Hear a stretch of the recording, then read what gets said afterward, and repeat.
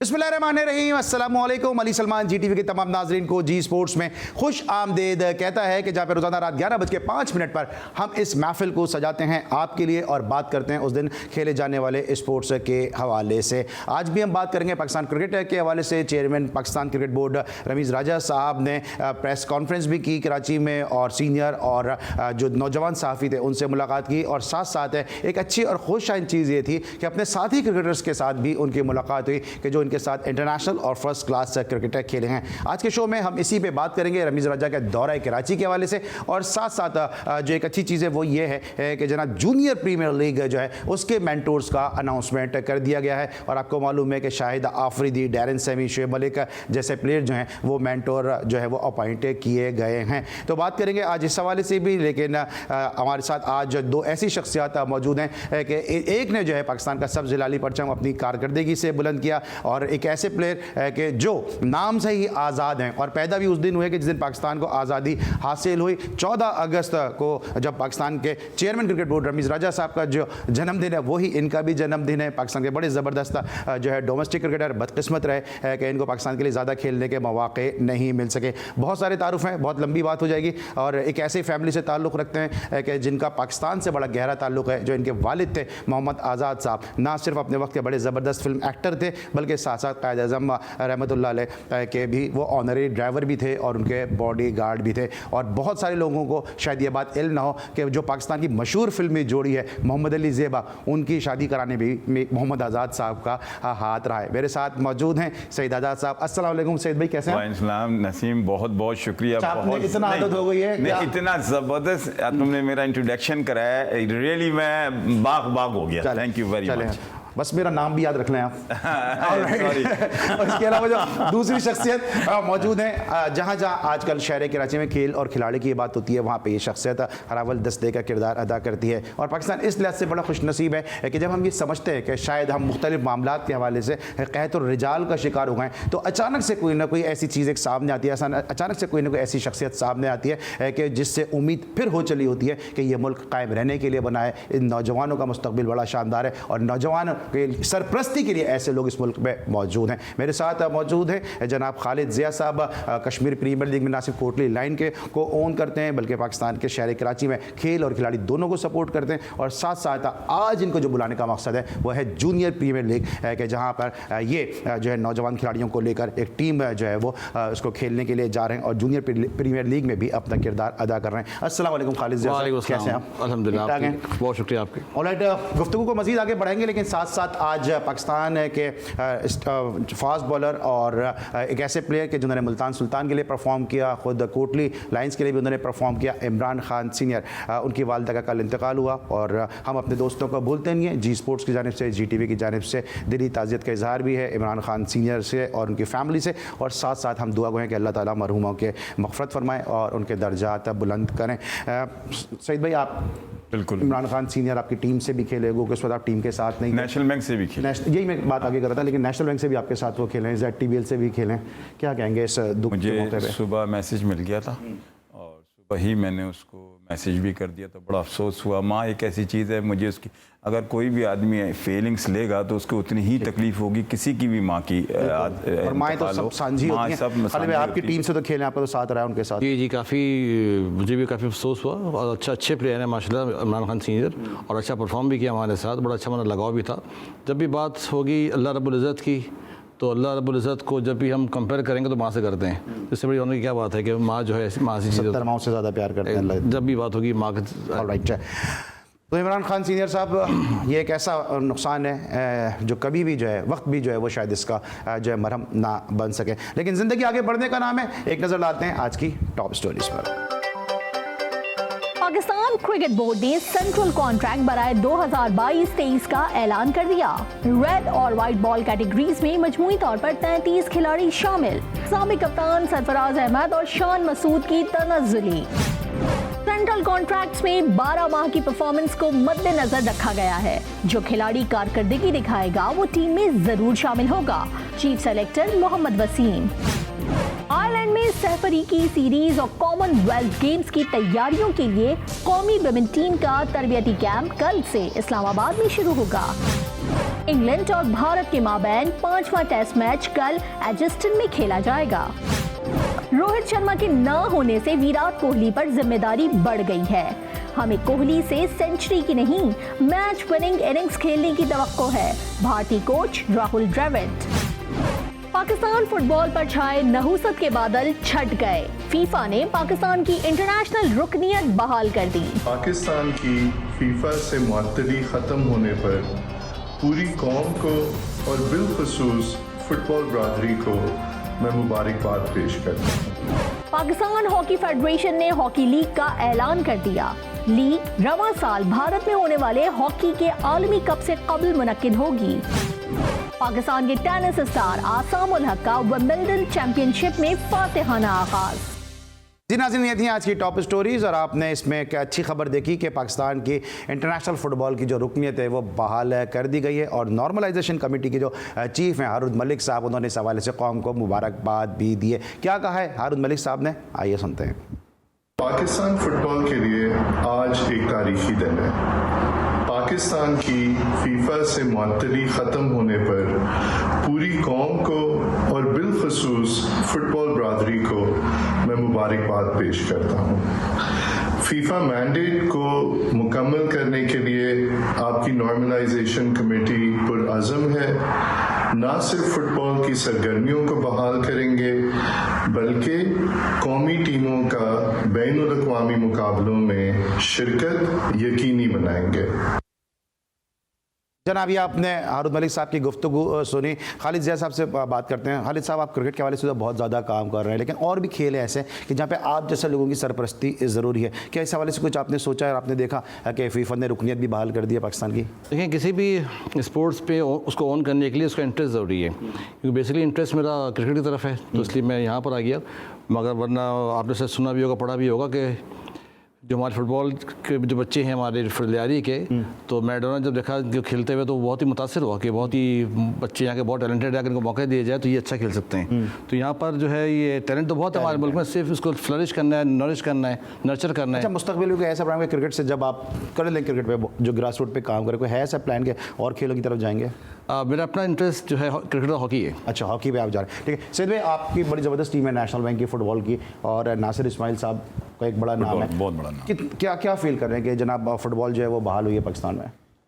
देखें, मैं ये समझता हूँ कि पाकिस्तान में फ़ुटबॉल का जितना टैलेंट और स्पेशली कराची में जितना टैलेंट है, और ये जिस तरह से फीफा ने अभी इनको दोबारा से एक वो दिया है, एक ऑर्गेनाइज सिंध, जब तक सिंध बोर्ड इसमें इन्वॉल्व नहीं होगी। देखिए, डिपार्टमेंट ने तो बहुत किया है इसमें, मुझे पता है डिपार्टमेंट कितना करती है, जॉब्स दी हैं। उसके बाद ये कि हमने इतना फुटबॉल के लिए काम किया। पाकिस्तान की अगर फुटबॉल आबाद है तो ये नेशनल बैंक की वजह से आबाद है। पाकिस्तान की फुटबॉल आबाद है तो क्या एक डिपार्टमेंट नहीं, बल्कि मैं समझता हूँ काफ़ी सारे डिपार्टमेंट्स हैं, उनकी वजह से पाकिस्तान की फुटबॉल आबाद है। ब्रेक लेंगे, जब ब्रेक के बाद वापस आएंगे तो बात करेंगे सेंट्रल कॉन्ट्रैक्ट के हवाले से और साथ साथ क्रिकेट से जुड़े दीगर उमूर पर। मिलते एक छोटे से ब्रेक के बाद।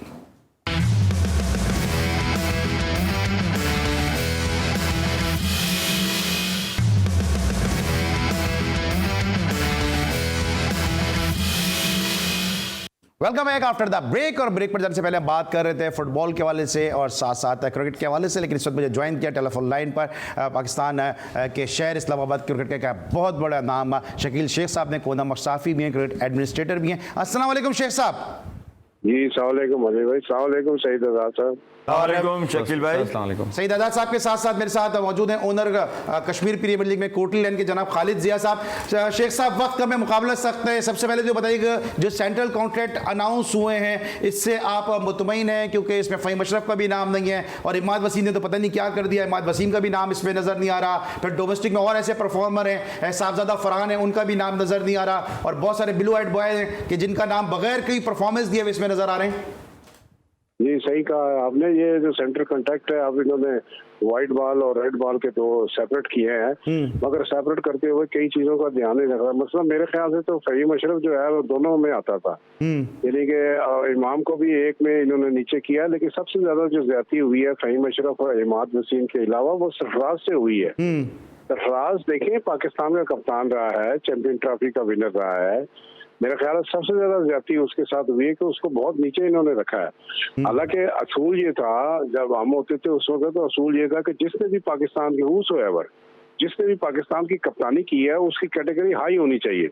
तो ये बहुत ऑनर की बात है कि आप पाकिस्तान टीम को लीड करते हैं, चाहे वो एक फॉर्मेट में करते हैं चाहे दो में। सरफराज ने तो तीनों में की हुई है, आपको पता है सरफराज तो हर तरह का कप्तान था। तो सरफराज के साथ तो सबसे ज्यादा इन्होंने ज्यादती की है। फिर फहीम अशरफ का तो आपने नाम ले लिया, अमाल वसीम देखिए अभी भी वनडे की रैंकिंग में आपको पता है टॉप पे है दुनिया में अभी भी, हालांकि ये खिला नहीं रहे लेकिन अभी भी है। फिर ये रोहिल नजीर के साथ ज्यादती हुई है कि वो शाहीन का कप्तान था न्यूजीलैंड में, अभी 1.5-2 साल पहले की बात है। अगर किसी यंगस्टर को देना था तो आपने उसको देना था, आपने दूसरों को उठा के दे दिए। मुझे बताएंगे ये हारिस को अगर आपने खिला ही दिया है तो क्या परफॉर्मेंस है आपने? यही मेरा आपसे सवाल है कि फिर हमारी डोमेस्टिक क्रिकेट किधर है? अगर आप पीएसएल की परफॉर्मेंस पे आप इंटरनेशनल कैप्स दे रहे हैं, उसकी परफॉर्मेंस पे आप अगर दे रहे हैं, आपने हुरैरा को आपने सेंट्रल कॉन्ट्रैक्ट दिया पीसीबी ने, बहुत अच्छी बात है, उसने 300 किया। फिर दूसरी तरफ एहसान अली भी तो 300 करके आ रहा है, उसका क्या कसूर है? उसको क्यों नहीं आपने इमर्जिंग में सेंट्रल कॉन्ट्रैक्ट दिया? उसका भी देखें ना, इसका माइंडसेट देखें चेयरमैन का जो है वो माइंडसेट ये है कि जी वो मैं जूनियर लीग कराऊंगा तो उसमें इतने लड़के खेलेंगे तो दे विल पुट प्रेशर के फिर हम फर्स्ट क्लास की टीमें जो है ना वो बढ़ा दें। वो फिर T20 का फर्स्ट क्लास ये 4 दिन की क्रिकेट से क्या ताल्लुक है? वो एक लॉन्गर वर्जन है। ये ज्यादातर ना रजमटाज और इस तरह की ये जो T20 की क्रिकेट है ना, ये सारी जो फैंसी क्रिकेट है ये इस पे रिलाई कर रहे हैं। अच्छा, इस पे रिलाई करने की इनकी वजह बनती भी है, एक तो उन्होंने खुद खेली नहीं है, दूसरा ये तो उससे शायद पैसे ज्यादा आते हैं, ब्रॉडकास्टर अट्रैक्ट होते हैं और आपको पैसे मिलते हैं इसलिए ये ज्यादा उस पे जा रहे हैं।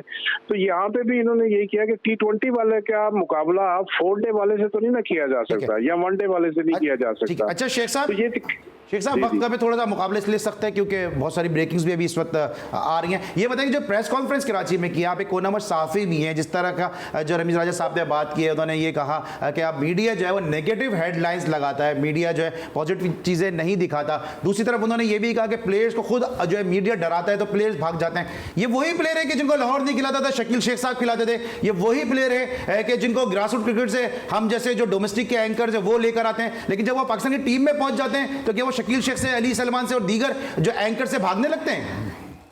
नहीं देखे ना, एक तो रमीज का ये एरिया नहीं है मीडिया का। देखें अगर मीडिया ने हेडलाइन जो है वो रमीज राजा से या क्रिकेट बोर्ड से पूछ के लगानी है कि क्या लगानी है और क्या नहीं, तो फिर तो सहाफत बंद ही कर दें इस मुल्क में, मेहरबानी करें, जर्नलिज्म करें ही ना लोग।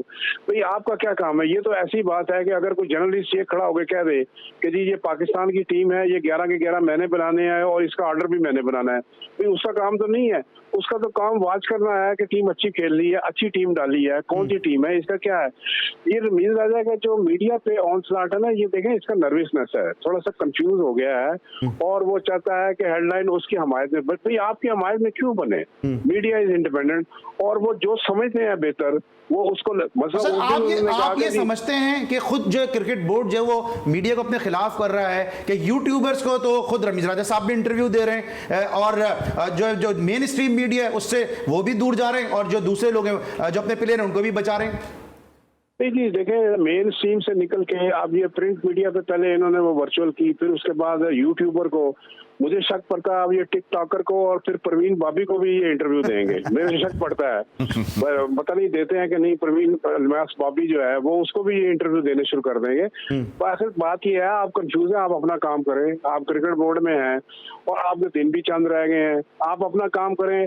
साफी जो है वो कोना मक्श है और पता बड़े एक्सपीरियंस वाले, वो कई तो बहुत ही सीनियर है, कई मिड कैरियर है कईयों का, वो समझते हैं अखबार की रिक्वायरमेंट ये है या मीडिया की रिक्वायरमेंट ये है कि वो चीज देते हैं जो पब्लिक ने देखनी हो, जो व्यूअरशिप में आती हो। एक चीज व्यूअरशिप बनती नहीं है, आप कह रहे हैं कि वो लगा दे, भाई आप अपना काम करें, उनको अपना करना दे, आपने जो अनाउंसमेंटें करनी है। अच्छा शेख साहब आखिरी सवाल है, वो करें। अच्छा शेख साहब आखिरी सवाल है कि जब आप मेंटोर बना रहे हैं जूनियर प्रीमियर लीग में, आपने मियादात को रखा, एक बहुत अच्छी बात है, तो वसीम अकरम क्या मेंटोर बनने के काबिल नहीं है? क्या उस जैसा बॉलर क्या जो है वो मेंटोर बनने के काबिल नहीं है? फिर यूनुस खान ने आपको वर्ल्ड कप जितवाया, ठीक है वो अफगानिस्तान चला गया, क्या वो मेंटोर बनने के काबिल नहीं है? क्या सरफराज अहमद जिसने अंडर 19 वर्ल्ड कप जितवाया, क्या वो मेंटोर बनने के काबिल नहीं है? अब्दुल कादिर मरहूम इस दुनिया में नहीं रहे लेकिन मुश्ताक अहमद तो मौजूद हैं, इंजमामुल हक तो मौजूद हैं, क्या ये मेंटोर बनने के काबिल नहीं है? आप क्या लगता है आपको कि इसमें भी कोई लाइकिंग डिसलाइकिंग हुई है?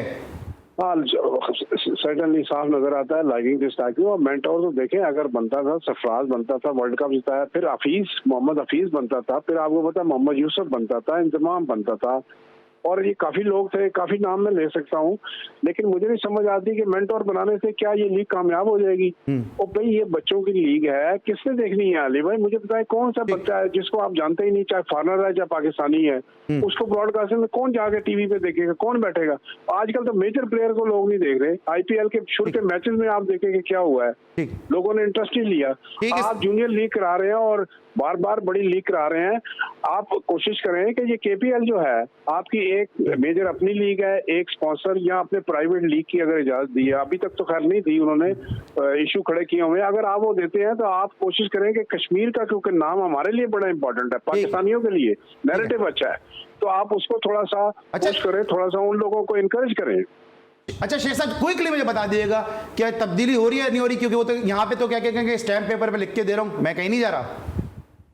मैं स्टैम्प पेपर पे लिख देता हूँ कि रमीज राजा जुलाई के महीने में जा रहा है, ये क्या बात हुई? जो मर्जी स्टैम्प पेपर लिख के अपने पास रख लो।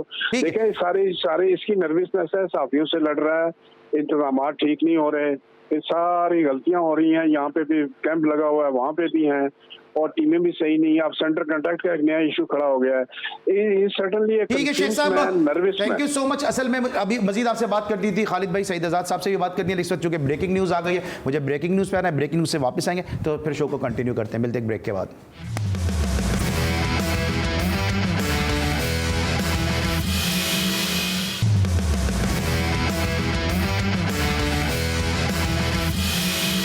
बैक आफ्टर द ब्रेक, और ब्रेक पर जाने से पहले हम बात करते हैं पाकिस्तान क्रिकेट के मामलात के हवाले से, और सेंट्रल कॉन्ट्रैक्ट पे गुफ्तगू की शकील शेख साहब ने सईद आजाद साहब से जानेंगे। सईद भाई, सेंट्रल कॉन्ट्रैक्ट से आप मुतमईन हैं? जो सेंट्रल कॉन्ट्रैक्ट दिए गए, सरफराज की तनज़्ज़ुली की गई है, साथ साथ हमने देखा कि एमर्जिंग कैटेगरी में रोहिल नज़ीर नहीं है और फ़हीम अशरफ नहीं है, बहुत सारे प्लेयर में से इमाद वसीम नहीं है।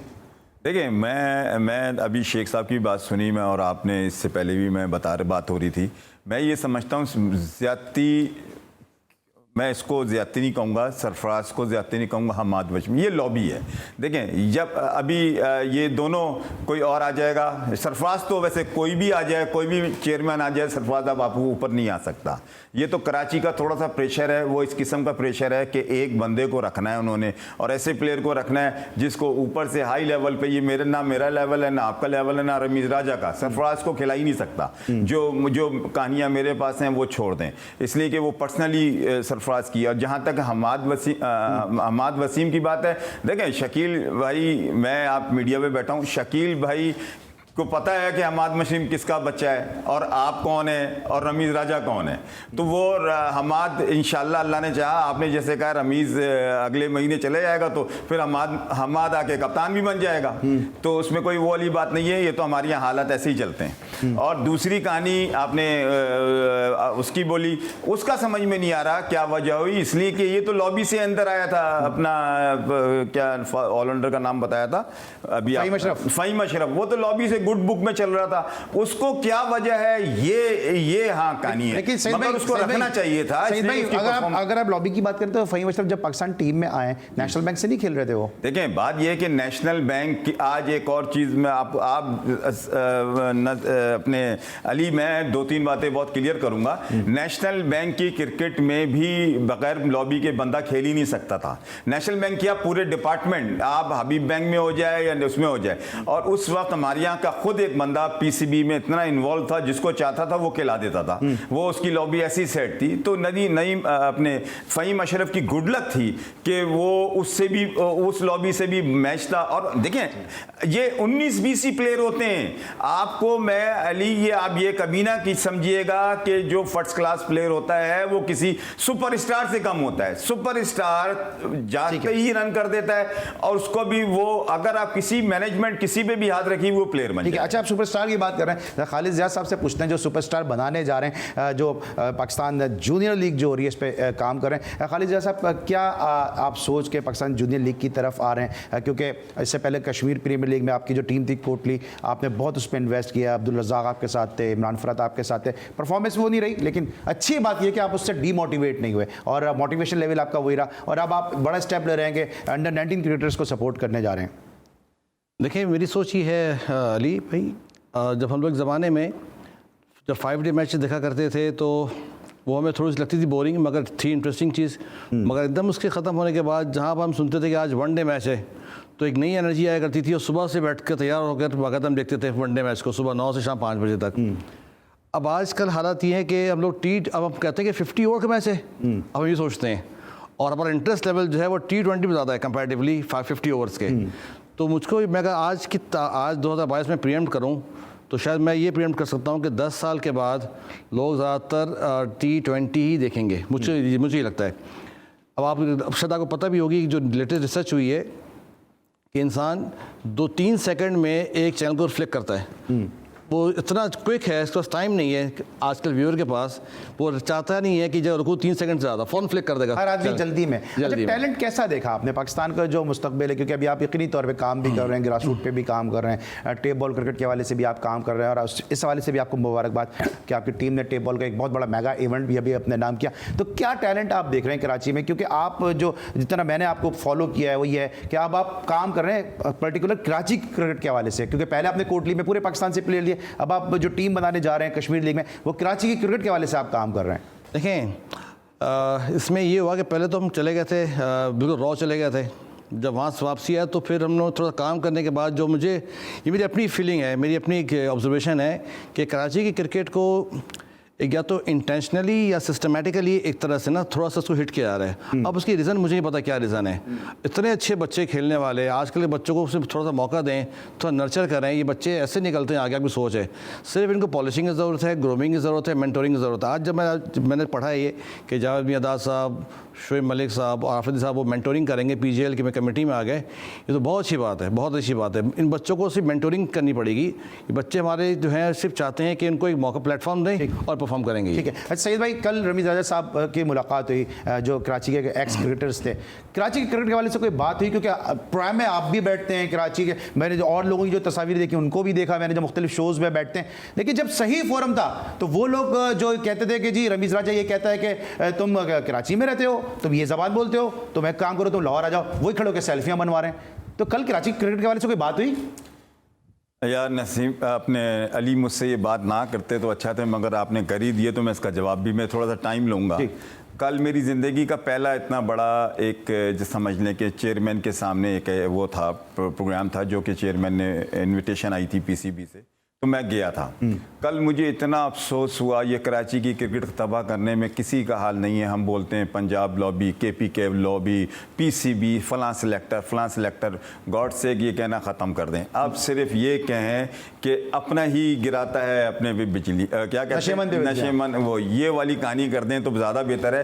कल मैं और तनवीर 2 आदमी ऐसे थे कि जो सबसे जूनियर थे वहाँ, फर्स्ट क्लास का डेब्यू सबसे जूनियर, मुझसे बाद में तनवीर का हुआ होगा, तनवीर अहमद का, उसके बाद मेरा हुआ कबीर वगैरह भी आई थिंक, शादाब कबीर, बिल्कुल आसिम कमाल, शादाब कबीर जो बोल रहा था। शादाब कबीर ने तो शादाब कबीर एक अल्फाज नहीं बोला, आसिम कमाल बेचारा वो भी एक अल्फाज नहीं बोला।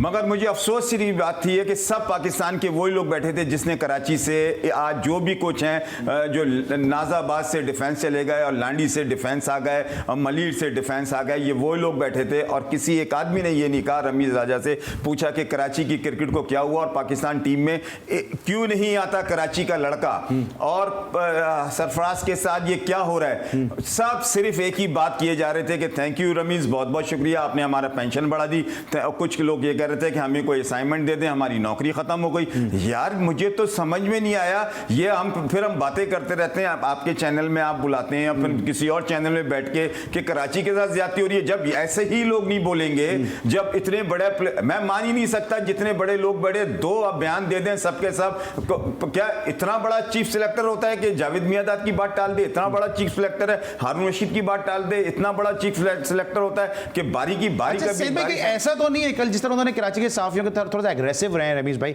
अमूमन इस तरह होते नहीं है। कैसा होता है, लोग जरा प्लेयर भी डर रहे होंगे, एक तो रमीज राजा चेयरमैन, फॉर्मर कैप्टन, एक उनकी शख्सियत का एक अपना एक और है, तो कहीं ऐसा तो नहीं वो भी डर रहे हैं यार उनको डांट दिया हमें भी डांट देंगे। देखें जी, बात यह है कि मैं कहता हूं मीडिया इस वक्त वो काम कर रहा है, मुल्क को बचा रहा है। ये बात मैं कर रहा हूं, वही बात मीडिया रमीज से करेगा, रमीज कैसे जवाब देगा? बेसिकली वो भागता इस वजह से है कि मीडिया पूछता है कि भाई सरफराज क्यों नहीं खेल रहा, वो पूछता है कराची का लड़का क्यों नहीं खेल रहा। हमारे क्रिकेटरों को बोलना चाहिए, मीडिया बोलता है। तो बात उसको पता है कि कराची क्यों नहीं खेल रहा। चेयरमैन से आप यहाँ आया था, चेयरमैन देखें मीडिया बहुत सख्त सवाल पूछता है और बिल्कुल सही पूछता है, उसको जवाब देने के लिए अंदर से आदमी को साफ होना पड़ता है। आप जब अंदर से क्लियर होते हैं और आप फेयर होते हैं और आप मुल्क के लिए करना चाहते हैं तो कोई डर की बात नहीं है। इमरान खान तकरीर करता था ना, बोलता था, सब फैन हो जाते थे, आप भी जवाब दें। मैं ये समझता हूं क्लियर नहीं है। ठीक है। अच्छा खालिद भाई, जो अब जिस तरह इन्होंने कहा कि कराची के प्लेयर को कराची के प्लेयर्स नहीं, जो मैं इनकी बात का मकसद समझाऊं, जो एसेंस लिया इनकी गुफ्तगू से कि कराची के प्लेयर को कराची के प्लेयर ने किसी तक शायद डैमेज किया। अब आपके लिए कितना मुश्किल है कि कराची की क्रिकेट को दोबारा से उठाना, कराची से लेकर टैलेंट को लेकर आना, क्योंकि बड़े बड़े इनामात भी आप दे रहे हैं, प्लेयर्स को आप इंसेंटिव भी दे रहे हैं और हर वो चीज़ कर रहे हैं जो क्रिकेटर की रिक्वायरमेंट है। देखिए ऐसे मौके पर मैं समझता हूँ कि इंसान जब खेल के दौरान भी ना हम बेस्ट शॉट प्ले कर रहे हैं, वो चौका या छक्का हो, तो मेरा जिम्मे ये है कि मैं अपने तौर से बेस्ट शॉट प्ले करूँ कराची के लिए। जो मेरा काम मैं समझता हूँ कि अपने बच्चों को इसके ट्रेंड को बाहर लेके आना, ये मेरा काम है। मुख्तलिफ जो हम स्ट्रेटजीज बना रहे हैं, सईद भाई हमारे हेड कोच हैं, तो मुख्तलिफ जो ट्रायल्स लेंगे, बहुत सारे काम ने प्लान किए हुए हैं हमने, तो मेरा काम ये है। बाकी अल्लाह पर छोड़ेंगे, बाकी देखें क्या होता है, कोशिश पूरी करेंगे इंशाल्लाह। आपकी अगर नीयत अच्छी है तो इंशाल्लाह अल्लाह ताला आपका बिल्कुल साथ देंगे। अच्छा, जो लास्ट का आपने कश्मीर प्रीमियर लीग खेला, टीम आपकी बड़ी अच्छी, आमरान अकमल आपके साथ थे, साथ साथ लाहौर से जुनैद थे, बड़े अच्छे विकेट कीपर बैट्समैन हैं, खुद मैंने उनको भी फॉलो काफ़ी किया हुआ है, एहसान अली थे आपके साथ। रिजल्ट इस तरह से क्यों नहीं मिले? क्या उस रिजल्ट से आपको थोड़ा डिमोटिवेट हुए कि आपने सोचा कि अब एक ही जगह की टीम बनाएंगे ताकि लड़के जेल होकर यूनाइट होकर खेलें? क्योंकि इमरान फरद भी एक बड़ा नाम, अब्दुल रज़ाक भी एक बड़ा नाम, कामरान अकमल भी एक बड़ा नाम, ये तीन ही जो थे वो उस वक्त हेड कर रहे थे टीम को। इसमें देखें बहुत सारी चीज़ें हमसे कुछ बेवकूफ़ियाँ भी हो गई, गलतियाँ भी, नादानियाँ भी हो गई। हम फर्स्ट टाइम गए थे, हमें अंदाज़ा ही था। हम लोग क्योंकि बिलोंग कराची से करते हैं, तो मेरे ख्याल से टीम हम कराची की ही बनाएंगे ताकि एटलीस्ट हम उनको देख सकें, उनकी मेंटोरिंग कर सकें, उनकी काउंसलिंग कर सकें। उन जो बच्चे थे हमारे पास, उनसे हमारी मुलाकात ही सही नहीं हो पाई थी कि अब्दुल रज़ाक उनको देख रहे थे, मेंटोरिंग कर रहे थे। वो थोड़ी सी गलती का मुझे अपने एहसास बाद में हुआ आफ्टर दी इवेंट, इसलिए इसको हम थोड़ा सा इसको नलिफाई करने के लिए इंशाल्लाह कोशिश ये है कि कराची के मेजर बच्चे जो हैं कराची को उठेंगे ताकि इनको हम सही तरह से उनको हम काउंसलिंग करें। ठीक है। और सईद भाई को कोच बनाने का जो फैसला था वो कैसा था? क्योंकि सईद भाई जो है नेशनल बैंक से तो इन्होंने ज़रूर कोचिंग की है, तो इनका कोच बनाने का फैसला कैसा रहा? देखें इनको हमने एक ट्रायल बेस पे भी एक टेप बॉल लीग की टीम दी थी और माशाल्लाह उन्होंने 12 टीमों से फर्स्ट पोजीशन लेकर आए। तो ये लेकिन आप मुतमईन होंगे, मेरे हिसाब से तो सईद आज़ाद इसलिए फेल है क्योंकि सईद आज़ाद टैलेंट की पहचान ही नहीं है। एक ऐसा प्लेयर कि जिसको सईद आज़ाद ना ओपनर भेजना चाह रहे थे, ना खिलाना चाह रहे थे, खालिद जिया साहब ने उसको ओपनर भेजा, उसमें जो मैन ऑफ द मैच हो गया। तो इस इम्तिहान में तो सईद आज़ाद फेल हो गए, मूसा आज़ाद को खिलाना नहीं चाह रहे थे। देखें दुनिया में बहुत कम वालिदैन होते हैं अली भाई जो अपनी ज़िंदगी में ना अपने बच्चों को कामयाब देखें। एक फेयर होता है बाप को हमेशा, तो एक्चुअली वो फेयर था उनका, तो मैंने वो फेयर निकाल दिया, ये मैंने ये किया था। ठीक है। अच्छा सईद भाई, अब जिस तरह बात हो रही है, इतनी बड़ी लीग है माशाल्लाह कश्मीर प्रीमियर लीग, हम सबके जज्बात इससे जुड़े हुए हैं। अब कोहली को जो दावत दी है, आपको लगता है कि हम अपने को खुद इतना बड़ा कर लेंगे, हमें किसी को दावत देने की ज़रूरत ही नहीं है? हमारे लिए ये खुशी हो कि खालिद भाई उसके साथ मुंसलिक हैं, सईद आज़ाद उसके साथ मुंसलिक हैं। देखें मैं ये समझता हूँ कि ये तो कश्मीर प्रीमियर लीग जो हो रही है वो मकसद ही दूसरा है। ये कश्मीर का मकसद है, जो हालात ख़राब हुए हैं इंडिया के उसको जोड़ने का मकसद है। अच्छे कॉज है ये। अब अच्छा, अगर कोहली को इस नज़रिए से एज ए नहीं बुलाया जा रहा, वो इंडियन एक हीरो की शक्ल से बुलाया जा रहा है कि इंडिया का भी एक हीरो इन्वॉल्व हो जाएगा तो और अच्छी माहौल बन जाएगा स्पेशली कश्मीर के लिए। तो अगर आपको लगता है कि वो गिब्स को तो आने नहीं, गिब्स के पे पाबंदियां लगाते हैं तो कोहली को आने देंगे वो? देखें ये इतनी बड़ी बात जब भी आदमी या मैनेजमेंट करती है, इतने कोहली कोई ऐसी बात तो नहीं, पीछे से उनकी कोई बातचीत चल रही होती है या उनकी कोई अंडरस्टैंडिंग हो रही होती है हाई लेवल पे, तो जब भी उनको ग्रीन सिग्नल मिलता है तो जब वो आगे उसको बाहर निकालते हैं कि ये कोहली को हम लेके आ सकते हैं। ठीक है। अच्छा सईद भाई, अब इससे पहले खालिद की तरफ मैं आखिरी क्वेश्चन के ले जाऊँ।